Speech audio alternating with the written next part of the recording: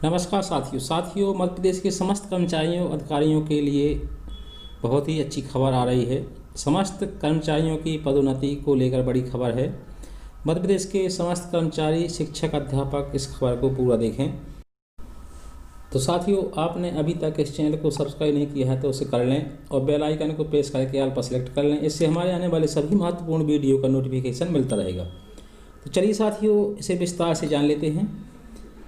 Promotion न मिलने की स्थिति में कर्मचारियों को उच्च पद का प्रभार पदनाम देने पर राज्य सरकार द्वारा गठित समिति सहमत है।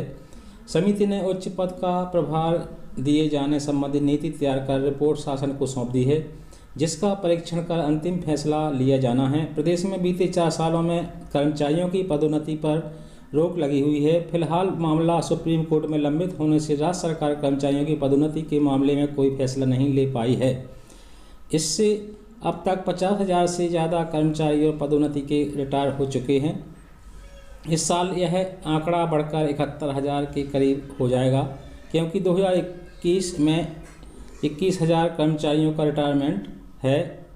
इन मामलों में सरकार का कामकाज प्रभावित न हो, इसलिए पदोन्नति न होने तक कर्मचारियों को उच्च पदभार पदनाम देने के लिए नीति तैयार करने के वरिष्ठ सचिवों की एक समिति गठित की थी, जिसमें डीजी प्रशासन अकादमी, जल संसाधन, गृह और सामान्य प्रशासन विभाग के अपर मुख्य सचिव और विधि विभाग के प्रमुख सचिव को शामिल किया गया था।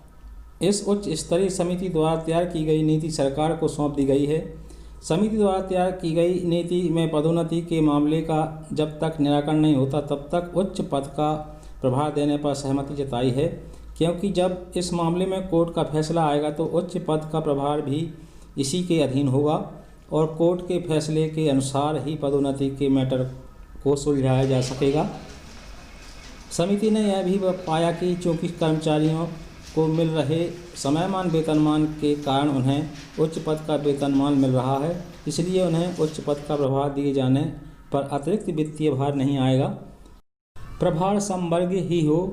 समिति ने यह भी देखा कि प्रभार इस तरह दिया जाए कि वह समवर्गीय ही हो, यानी ग्रेड 3 कर्मचारी का मूल पद है और उसकी 10 साल की सेवा पूरी हो गई है और पहले समयमान वेतनमान मिल गया है, उसे ग्रेड 2 का प्रभार देने में किसी तरह की अड़चन नहीं है। वहीं सेक्शन ऑफिसर को अंडर सेक्रेटरी का प्रभार दिया जा सकता है। इसी तरह सहायक संचालक को, उप संचालक को, संयुक्त संचालक को अपर संचालक का प्रभार दिया जा सकता है।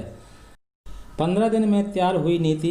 राज्य सरकार ने कर्मचारियों की पदोन्नति का मामला सुप्रीम कोर्ट में लंबित होने से 9 दिसंबर 2020 को कर्मचारियों को उच्च पद का प्रभार पदनाम देने के लिए नीति तैयार करने के लिए वरिष्ठ सचिवों की समिति गठित की थी।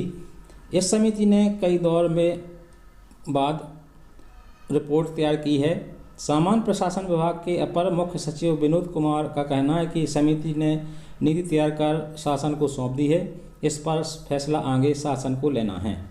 तो साथियों, जानकारी पसंद आई हो तो वीडियो को लाइक करें और चैनल को सब्सक्राइब करें। धन्यवाद। जय हिंद।